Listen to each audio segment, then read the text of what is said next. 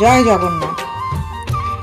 জগন্নাথ দেবের রথযাত্রা সম্পূর্ণ হয়েছে, তিনি ফিরে গেছেন তার ঘরে।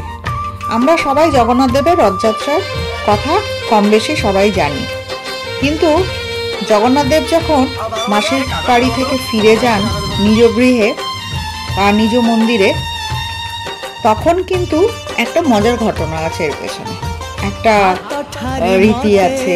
তো সেটা সম্পর্কেই আজকে বলবো।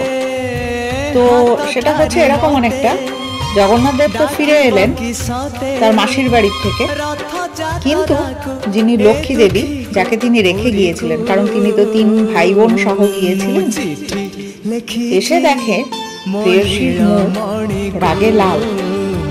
তো ভাই বোন এতই ভয় পেলেন যে 2 দিন রথ থেকে তারা নামলেন না। 3 ভাই বোন গ্যাট হয়ে বসে রইলেন রথে শ্রী মন্দিরের সম্মুখে।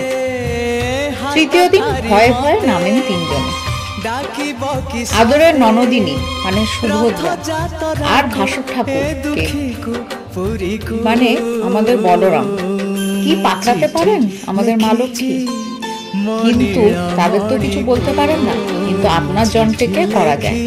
তাই প্রভু বলভদ্র আর মাতা সুভদ্রা মূল মন্দিরে প্রবেশ করলে মুখের উপর দরজা সজোরে বন্ধ করে দেন গৃহকর্ত্রী। ভারী মান হয়েছে তার। মাসির বাড়ি গেলেন, তাও তাকে নিয়ে গেলেন না। শ্রী মন্দিরে একা একা থাকতে থাকতে বিরহ সইতে আর না পেরে বাড়ির বউ নিজেই গেলেন মাসি শাশুড়ির বাড়ি, অথচ দেখলেনই না। এত আমোদ আহ্লাদ। অভিমানে ফিরে এলেন মা লক্ষ্মী। ফিরে এসেও 2 দিন ধরে তার শ্রী মন্দিরের সম্মুখে দাঁড়িয়ে রয়েছেন, অথচ তবু এসে বললেন না, প্রিয়ে মান ভাঙো।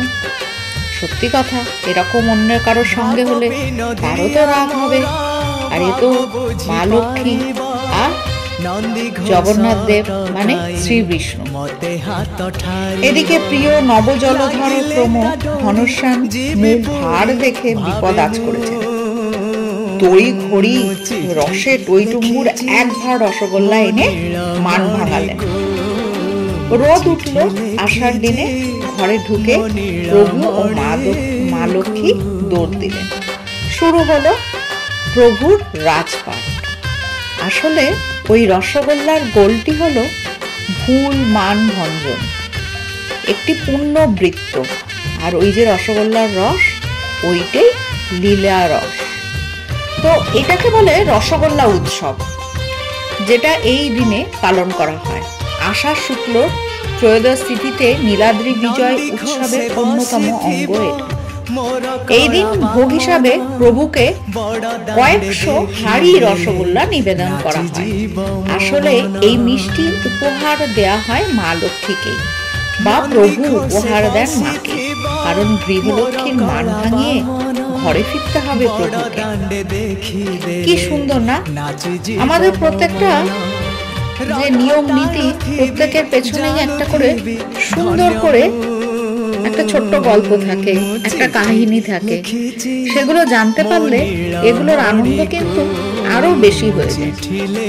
আমরা হয়তো রসগোল্লা উৎসব তাও কেউ কেউ শুনে থাকবেন, কিন্তু কেন যে হয় সেটা আজকে আমিও জানলাম, আপনাদেরও জানালাম।